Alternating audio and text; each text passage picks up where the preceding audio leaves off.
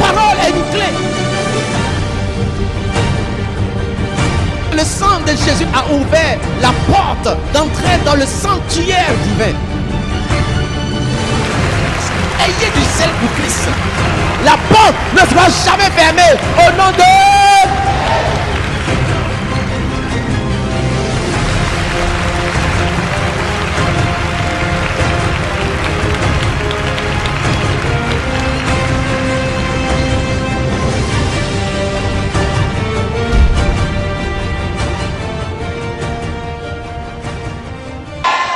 Soyez abondamment bénis. Nous allons à présent écouter la parole de Dieu. Et ce matin, je vais parler des serviteurs.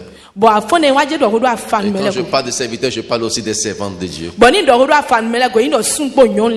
vais parler de quels serviteurs et de quels servantes de Dieu.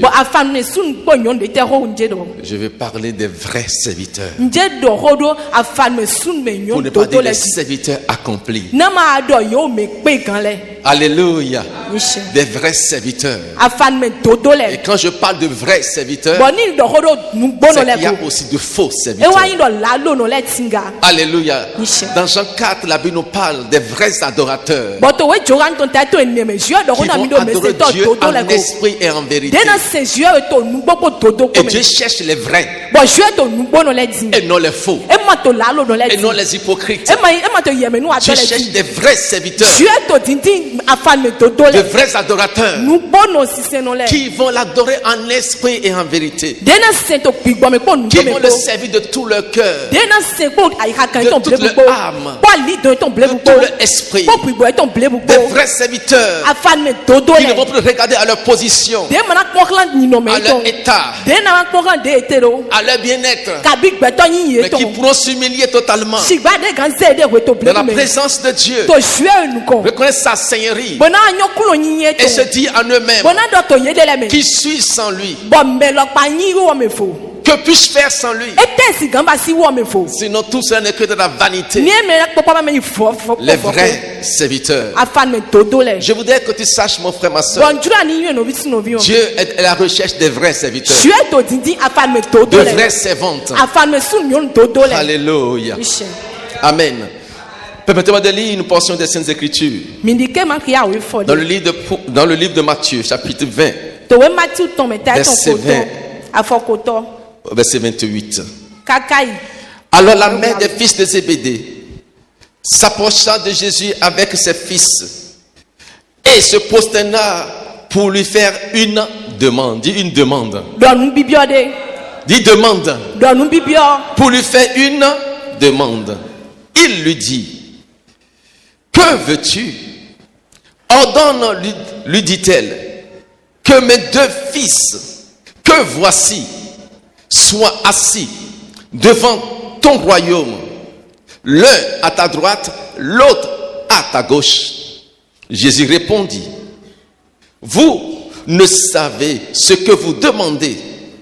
Pouvez-vous boire la coupe que je boirai? Nous le pouvons, dit-il. Et le Seigneur répondit: il est vrai que vous boirez cette coupe, mais pour ce qui est d'être assis à ma droite et à ma gauche, cela ne dépend pas de moi, et ne sera donné qu'à ceux à qui mon Père l'a réservé. Les 10 ayant entendu cela furent indignés contre les deux frères. Jésus les appela et dit: vous savez que les chefs des nations les tyrannisent et que les grands les asservissent. Il n'en sera pas de même au milieu de vous. Mais quiconque veut être grand parmi vous, qu'il soit votre serviteur. Et quiconque veut être le premier parmi vous, qu'il soit votre esclave. C'est ainsi que le Fils de l'homme est venu, non pour être servi, mais pour servir et donner sa vie comme rançon de plusieurs. Est-ce qu'on peut répéter ensemble la dernière parole? C'est ainsi que le Fils de l'homme est venu non pour être servi, mais pour servir et donner sa vie comme la rançon de plusieurs. Alléluia. Lisons Marc 10. Marc chapitre 10. Verset 43. Il n'en est pas de même au milieu de vous. Mais quiconque veut être grand parmi vous, qu'il soit votre serviteur. Mais quiconque veut être grand parmi vous, qu'il soit votre serviteur. Quiconque veut être grand parmi vous, qu'il soit votre serviteur. La Bible dit quiconque.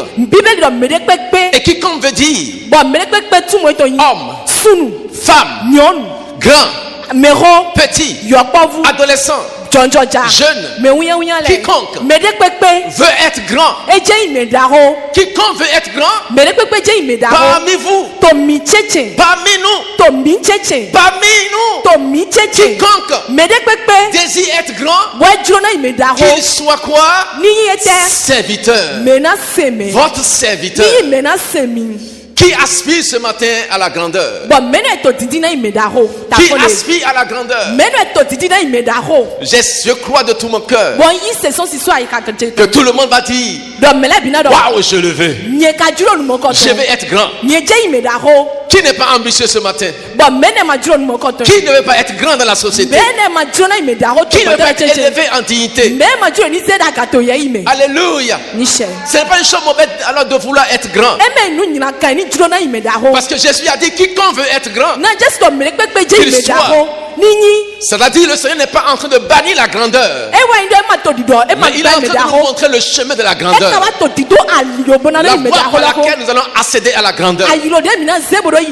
Quiconque veut être grand parmi vous, qu'il soit serviteur, votre serviteur, serviteur de tous. Alléluia. La notion de la grandeur dans le monde est totalement différente alors vraiment de la notion de la grandeur en Christ. Alléluia. Le thème grandeur dans le monde voit la grandeur en termes de quoi? De position, en termes de possession, en termes de prestige. Alléluia. Le monde voit la grandeur en termes de position, de possession, de prestige. Alléluia. Et de pouvoir. Donc lorsque quelqu'un a un pouvoir, une parcelle d'autorité, dans le monde il se voit grand. Lorsque quelqu'un a amassé beaucoup d'argent, il a un compte bancaire bien fourni, il se voit grand. Comme disait l'autre, en regardant tous ses biens, il dit mon âme rejouis-toi et sois en paix. Le Seigneur dit aujourd'hui même on va te réclamer alors ton âme. Donc le thème grandeur sur le monde est lié maintenant à quoi? Au pouvoir, à la position, à l'autorité, à la possession ou au prestige. Mais nous voyons alors quant à Jésus, il définit la grandeur en termes de service. En termes de service et non en termes de position. Alléluia. Amen.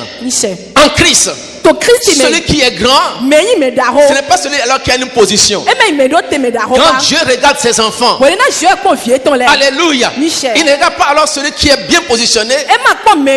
Vous dites lui il est grand.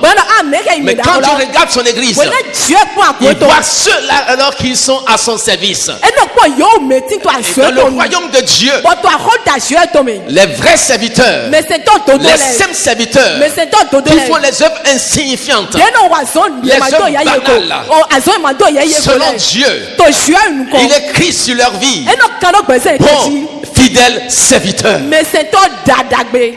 Église de Dieu, ne pensez pas pour être serviteur de Dieu, pour avoir un titre, être bishop, archibishop, apôtre de renom, prophète des nations, pour dire oh, que tu es grand dans le monde.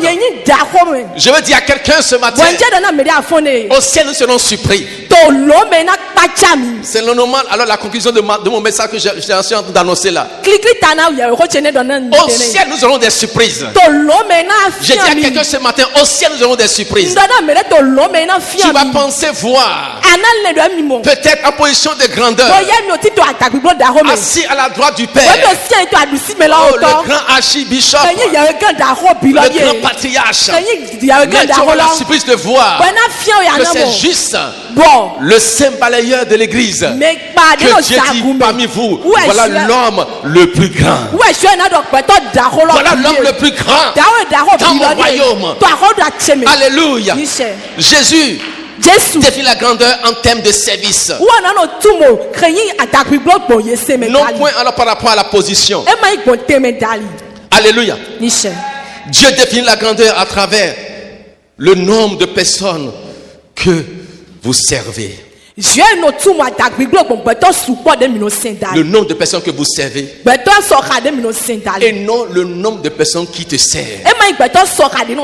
Dans le monde, quand on voit une femme par exemple dans sa maison somptueuse avec peut-être 10 servantes, quand elle fait comme cela à l'autre cour, quand elle fait ça à l'autre cour, il y a des gens qui prennent l'éventail, il y a des gens alors qui regardent dans ses cheveux, il y a des gens qui prennent soin alors de ses pieds, il y en a qui le soient alors ses chaussures, il y en a qui portent son sac, et elle se voit: je suis la grande femme. Dieu dit non, selon lui ce n'est pas de la grandeur, mais c'est la petitesse. Mais la grandeur selon Dieu se mesure non point par le nombre de personnes qui te servent, mais par le nombre de personnes que toi tu sers. Par le nombre de personnes que toi tu sers. Es-tu prêt et prompt à servir les autres, et non que les autres viennent te servir? Aujourd'hui nous voyons dans l'église de Dieu, nous voyons des responsables de l'église se disputer la première place dans nos assemblées, dans les associations, dans les communautés. Les gens veulent toucher la première place. Comme nous venons ici de voir dans Matthieu chapitre 20, cette mère venue maintenant plaider la première place pour ses enfants.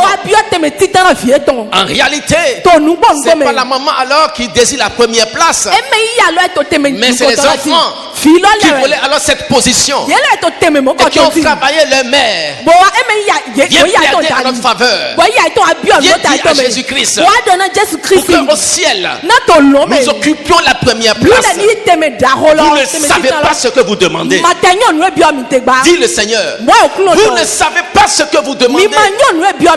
Pouvez-vous boire la coupe que je vais boire? Vous ne savez pas ce que vous demandez. Oh, que l'un soit à ta droite, que l'autre soit à ta gauche. Et Jésus dit: cela ne dépend pas de moi, mais de mon Père qui décidera toutes choses. Je dis à quelqu'un ce matin: sachez comprendre que les regards du Père parcourent toute la terre. Les regards du Père parcourent toute la terre. Rien n'est caché. Rien n'est caché devant sa face. Je dis rien n'est caché. Le jour viendra devant le trône de Dieu et tout va défiler. Et tu verras toutes les œuvres que tu commets, tout ce que tu fais en cachette, toutes les manigances, toutes les stratégies, toutes les œuvres que tu as accomplis aujourd'hui. Le moment viendra et tout paraîtra devant toi. Alléluia. Et tout paraîtra devant toi. Mon frère, ma soeur, ne cherchons pas la position. Ce n'est que de la vanité. Aujourd'hui, dans l'église de Dieu, tout le monde alors veut diriger, gouverner, commander, ordonner, être patron. Plus personne ne veut servir. Plus personne ne veut servir. Aujourd'hui, tout le monde veut être numéro 1. Personne ne veut être numéro 2. Mais laisse-moi te dire ceci. Josué, avant d'être numéro 1, est resté dans l'ombre. Il a été toujours numéro 2. Il a servi. Et quand Dieu l'a appelé, il a prononcé une parole. Il dit Josué, serviteur de Moïse. Josué, serviteur de Moïse. J'ai vu ton cœur de serviteur. Tu as servi ton maître dans la fidélité, dans la soumission, dans l'obéissance. Oh, serviteur de Moïse. Maintenant, mon serviteur Moïse est mort. Et toi, qui as été toujours le numéro 2, aujourd'hui, je prends la ferme résolution de te repositionner, de t'établir numéro 1. Je dis à quelqu'un, mon frère, ma soeur, sers l'Éternel. Sers l'Éternel dans la soumission, dans l'humilité, dans l'obéissance. Il ne faut jamais te révéler. Car ce regard parcourt la terre. Il voit tes œuvres. Quand l'heure sonnera, il te dira, mon serviteur, ma servante, le jour de ton positionnement est arrivé. L'heure de ton établissement est arrivé. Josué ne s'est pas établi lui-même, mais le Père l'a établi. Le Père l'a établi. Josué a été serviteur de Moïse jusqu'à la mort. Aujourd'hui, dans l'église de Dieu, tout le monde veut être numéro 1. Laissez-moi alors vous demander ce matin, dans quelle armée vous avez vu que tout le monde alors se trouve être des généraux? J'ai un colonel ici. Dans quelle armée? Tout le monde, toute l'armée a compris des généraux. Non, elle n'existe pas. Il faut qu'il y ait des soldats, des gens qui servent. Alléluia. Exécution avant réclamation. Va, il va. Viens, il vient. Tire, il tire. Couche-toi, il se couche. Il est soumis à l'autorité. Mais le soldat accomplit. Le soldat accomplit. Quand les jours arriveront, il sera honoré, il sera positionné, il sera élevé. Alléluia. Amen. Plus personne ne veut être numéro 2. Tout le monde veut être chef, commandé. Mais être disciple de Christ, vous voulez l'écrire, c'est être serviteur. Écrivez-les en grand caractère. Être disciple de Jésus-Christ, c'est être serviteur. C'est être serviteur. Et être serviteur, et vrai serviteur, nous ouvre de grandes portes. Les portes de la grandeur. Sache et comprends que Dieu t'a créé et t'a recréé. Il t'a formé pour que tu puisses servir. Et non pas alors pour s'occuper de toi-même. Non, mon frère, ma soeur, ne cherche pas à prendre soin de toi, mais c'est l'Éternel. Amen. Mais tu vas me dire comment va servir l'Éternel? C'est l'Éternel en servant les autres. C'est l'Éternel en servant ton prochain. L'Éternel, tu ne le vois pas, mais tu vois ton prochain. Tu vois ton frère.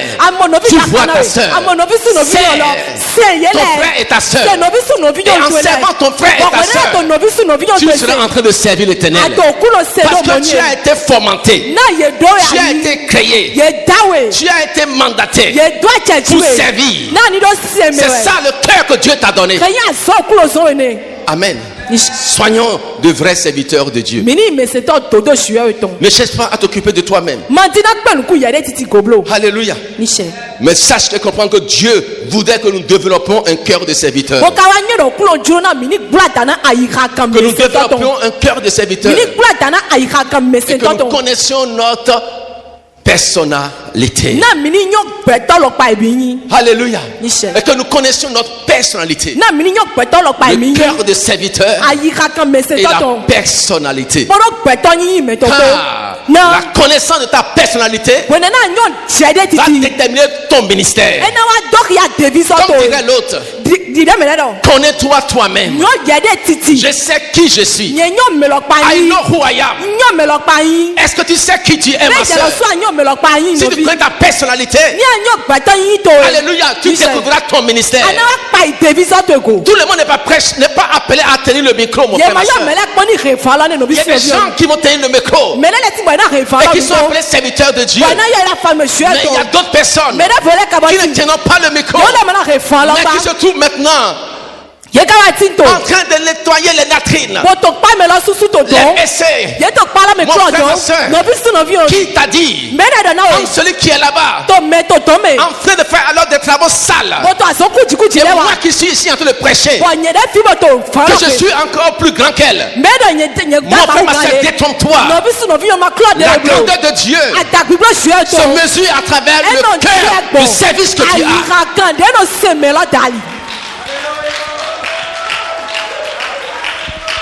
Alléluia. Notre cœur de serviteur va révéler notre maturité. Les hommes mûrs sèvent et ne cherchent pas la position.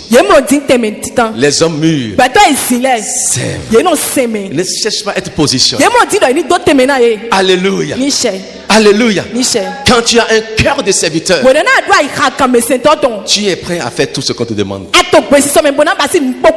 prie ce matin que chacun de nous dans cette maison, que nous devenions de vrais serviteurs de Dieu, de vrais servantes de Dieu. C'est à cela que Dieu nous a appelés. Nous avons été formés pour être des serviteurs. Tout le monde peut être des serviteurs. Il dit, tout le monde peut être des serviteurs. Dans l'église de Dieu, quelle que soit la position que tu occupes aujourd'hui, petit enfant, adulte, grand, même vieillard, tout le monde peut être serviteur. Tout le monde peut servir l'Éternel. Alléluia. Vous allez me dire comment? Oui, mon frère, ma soeur. Je dis que ce n'est pas seulement au micro qu'on reconnaît les serviteurs de Dieu. Non, non, non, mon frère. Si c'est cela, alors Dieu serait injuste. Tout le monde peut être serviteur de Dieu. Car tu n'as pas besoin d'un diplôme particulier, spécial, pour servir Dieu. Dis-le à ton voisin. Tu n'as pas besoin d'un diplôme particulier, d'un doctorat en serviciologie, mais je ne sais pas. Tu n'as pas besoin d'un diplôme particulier pour servir Dieu. Mais Dieu déjà alors en te créant a mis en toi la nature de servir, d'être serviteur. Mon frère, ma soeur, dis-moi, de quel diplôme as-tu besoin pour ramasser les feuilles qui sont par terre? De quel diplôme as-tu besoin? Quand tu vois que alors le lieu où tu es sale, est-ce que tu peux prendre le balai et balayer cette église? De quel diplôme as-tu besoin? Quel titre veux-tu avoir? Pour quelle position voudrais-tu avoir? Pour juste alors balayer. Dites-moi ce matin, quel diplôme peux-tu avoir? Juste pour empiler alors les chaises, pour que celui qui veut balayer puisse balayer facilement. Et bien tu me diras peut-être, celui qui est en train d'empiler les chaises n'est pas en train de servir Dieu.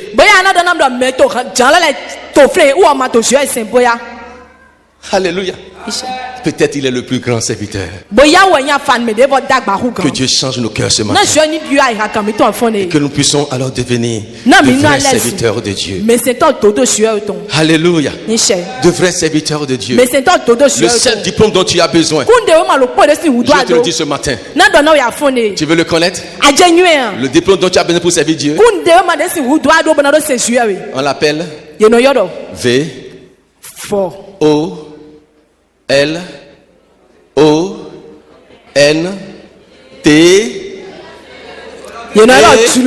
Ça veut dire quoi? Ça veut dire quoi? La volonté.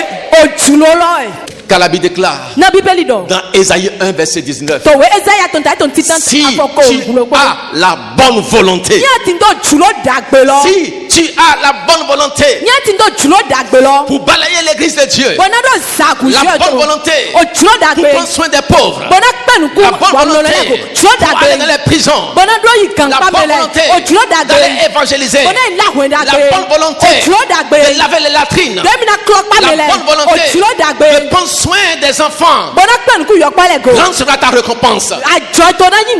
Dieu déclare sur la terre des vivants, tu mangeras les meilleures productions. Dieu réserve les bonnes choses pour toi. Ayez la bonne volonté ce matin. Alléluia. Ayez la bonne volonté ce matin. Et non point faire l'œuvre avec des involtures. Car tu peux servir sans avoir le cœur de serviteur.